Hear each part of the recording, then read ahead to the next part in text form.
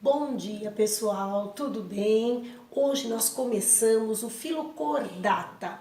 Terminamos na aula passada os invertebrados com o Filoequinodermata.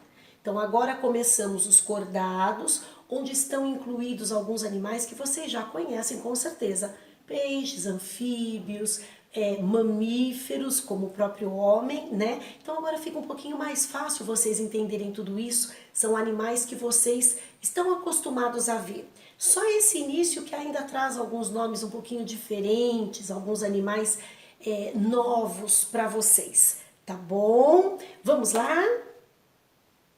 Os animais do filo Chordata, que inclui os urocordados, os cefalocordados e os vertebrados, mantêm certas características presentes em alguns invertebrados, como a simetria bilateral, o corpo segmentado e a circulação fechada.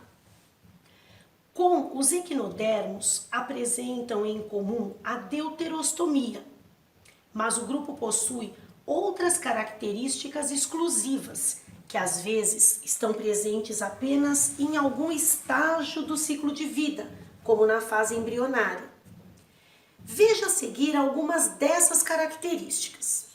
O nome cordado vem do fato desses animais possuírem uma notocorda ou corda dorsal, bastão flexível de células que se estende por quase toda a região dorsal do animal, acima do tubo digestório e abaixo do sistema nervoso. Ela serve de ponto de apoio aos músculos, permitindo, por exemplo, que o animal use a cauda para impulsionar seu corpo pela água. Nos vertebrados, ela é total ou parcialmente substituída pela coluna vertebral durante o desenvolvimento embrionário. A presença de vértebras e de coluna vertebral é uma característica exclusiva de vertebrados. Os cordados possuem um sistema nervoso dorsal e oco, formado a partir do tubo neural, originado da ectoderme do embrião e localizado na região dorsal do corpo, acima da notocorda, diferentemente do sistema nervoso da maioria dos grupos estudados até aqui, que se situava na região ventral e era formado por um cordão duplo e maciço de células. Na região anterior do corpo, esse cordão se dilata e forma a vesícula encefálica, que nos vertebrados origina o encéfalo. Os cordados possuem uma cauda pós-anal musculosa. Trata-se de uma região posterior ao ânus, com músculos e notocorda ou coluna vertebral. Nos cordados aquáticos, serve para natação. Em outros, como jacarés e lagartos, funciona como arma de defesa e ataque. Em certos macacos, ela é preensora, ajudando o animal a se segurar nos galhos das árvores. No ser humano, está atrofiada e forma o final da coluna vertebral, chamado cóccix. Além dessas características exclusivas, na faringe, que é a região anterior do tubo digestório, do embrião, dos cordados, podem ser observados os arcos faríngeos, separados por fendas ou sulcos faríngeos. Alguns autores chamam essas estruturas de fendas branquiais. E evaginações, as bolsas faríngeas.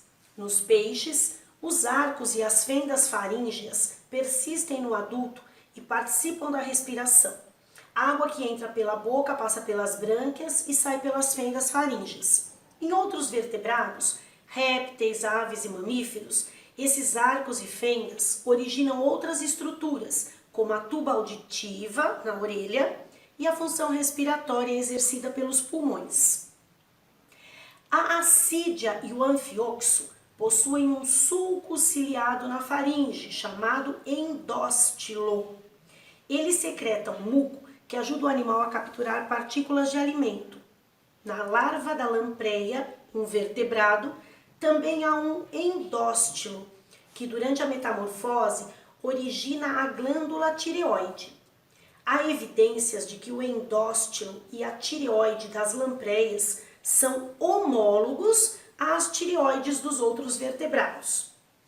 No filo dos cordados, vamos estudar 3 grupos: os cefalocordados, os urocordados e os vertebrados. Os 2 primeiros são chamados de protocordados. Uma importante diferença entre vertebrados e protocordados é que só os primeiros possuem um crânio, estrutura óssea ou cartilaginosa que envolve e protege o encéfalo. Como veremos mais adiante no estudo dos peixes, essa característica também coloca os vertebrados em um grupo mais amplo, denominado craniata. Agora nós vamos estudar a sistemática dos cordados. Primeiro, o subfilo Urucordata. Animais marinhos com notocorda restrita à cauda na larva. São representados principalmente pelas assídeas, que vivem solitárias ou em colônias fixas às rochas. Quando adultas, as assídeas isoladas assemelham-se a pequenos esguichos, que eliminam um líquido quando espremidas. As assídeas são revestidas por uma túnica protetora formada por tunicina, daí o outro nome desse grupo, tunicados, uma substância semelhante à celulose. Os adultos possuem 2 sifões, o oral ou inalante, pelo qual a água entra, e o cloacal ou exalante, pelo qual saem os resíduos, a água e os gametas.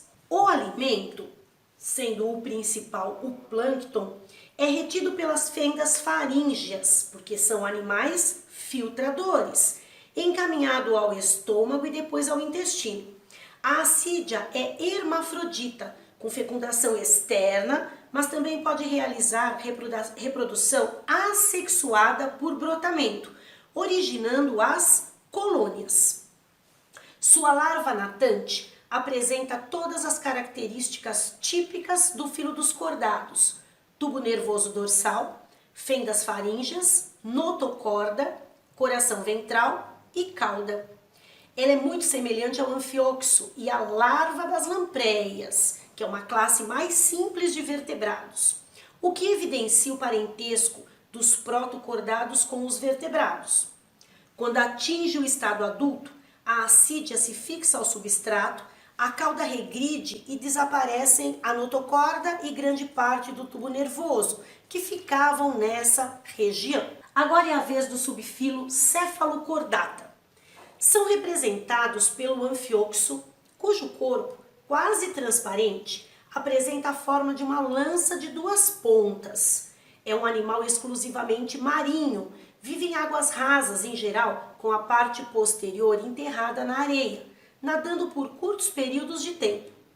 A boca é rodeada por tentáculos que nós chamamos de cirros bucais, que não deixam passar areia nem outras partículas grandes. As fendas faríngeas filtram o alimento, também plâncton, que entra pela boca e chega ao intestino, também são animais filtradores. O anfioxo possui notocorda durante toda a vida, que funciona como um esqueleto flexível e serve de ponto de apoio aos músculos, que se apresentam aos pares, na forma da letra V deitada. Quando os músculos contraem, a notocorda impede que o corpo encolha, o que facilita os movimentos ondulatórios utilizados para a natação. Esses blocos de músculos demonstram que alguns sistemas dos cordados retêm uma segmentação ou metameria, presente em alguns invertebrados, como os anelídeos. Existem 3 nadadeiras interligadas, uma dorsal, uma caudal e uma ventral.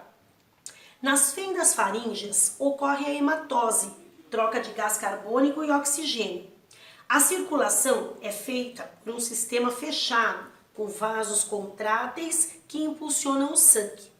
O sistema nervoso é formado por um cordão nervoso dorsal, oco, e pela vesícula cerebral, uma dilatação do cordão nervoso, além de nervos para as diversas partes do corpo. Possuem ocelos que captam a luz.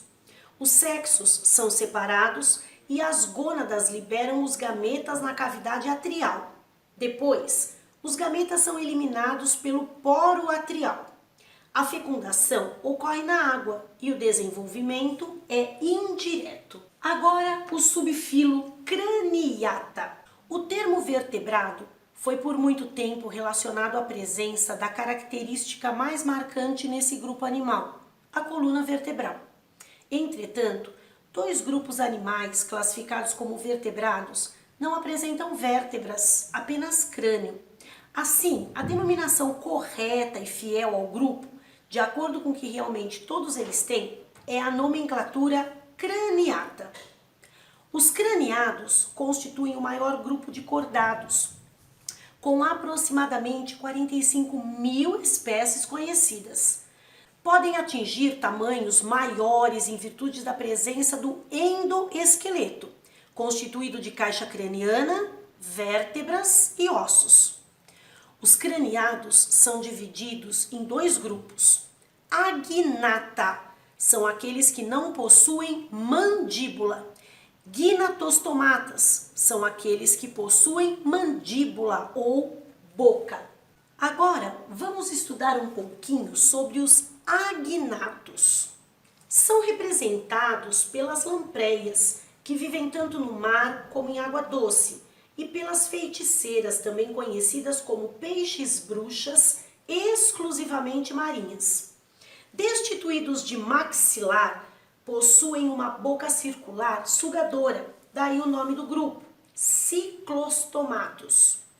Na lampreia, a boca funciona como uma ventosa que o animal usa para se fixar no corpo de outros peixes, perfurando a pele com a língua e com os dentes e sugando o sangue e outros tecidos do hospedeiro.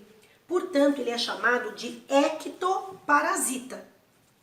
Embora possua crânio, o peixe-bruxa não possui vértebras. Por isso, muitos autores preferem deixá-lo em um grupo à parte, de um único representante, que juntamente com os vertebrados constitui o grupo mais amplo, o craniata. Nos condrícteis e osteícteis, ou seja, peixes cartilaginosos e peixes ósseos, a parte inferior das maxilas, chamadas mandíbula, é capaz de se movimentar no sentido vertical, o que permite que o animal morda e arranque pedaços de alimento. O peixe-bruxa mede cerca de 50 centímetros de comprimento e vive em águas profundas, alimentando-se de peixes vivos ou mortos. É comum fixar-se no corpo de outros peixes e passar a escavá-lo. No Japão, é apreciado como alimento, mas sua principal utilidade é a pele, vendida como couro de enguia, embora não seja uma enguia. Na epiderme, há glândulas produtoras de muco. Diferentemente dos outros peixes, os agnatos não possuem escamas nem pares de nadadeiras. As nadadeiras ímpares, dorsal, caudal e anal, são pouco desenvolvidas. A notocorda persiste na fase adulta, ao lado de um esqueleto cartilaginoso pouco desenvolvido. O intestino apresenta dobras, formando uma válvula espiral que aumenta a superfície de contato com o alimento e termina no ânus. A respiração é branquial. Nas lampreias, as fendas faríngeas são em número de 7. A água entra pela boca e sai pelas fendas. A circulação é semelhante à dos peixes ósseos e vai ser estudada mais adiante quando entrarmos na parte de peixes. A maioria das espécies marinhas de lampreias sobe os rios na época da reprodução. A fecundação é externa. A fêmea lança óvulos em buracos no fundo do rio e os machos cobrem os óvulos com esperma. Dos ovos sai uma larva chamada amocete, semelhante ao anfioxo, que permanece naqueles buracos. Após alguns anos nos rios, a larva volta aos mares, onde completa a metamorfose.